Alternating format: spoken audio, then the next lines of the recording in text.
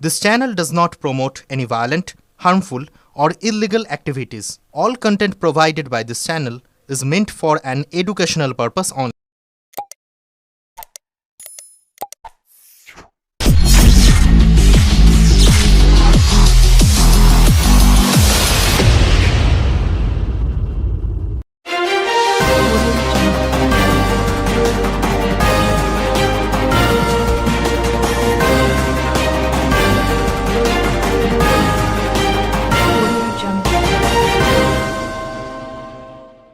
নিম্নচাপের জেরে হয়ে চলা একটানা বৃষ্টিতে বিপর্যস্ত জনজীবন।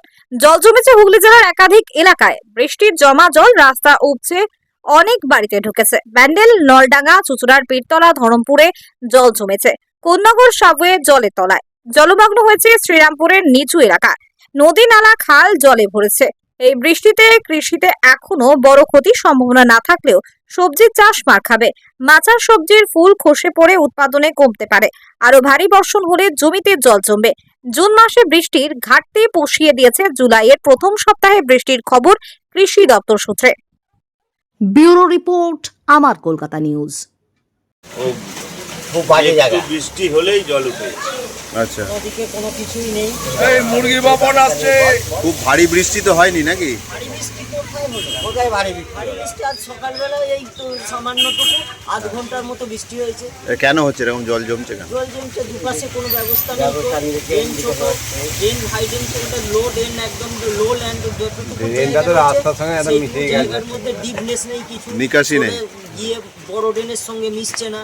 এমনিতেই ওভার হয়ে যাচ্ছে, ওপাশ থেকে জল এসে মাঠের জল এসে ভরে যাচ্ছে।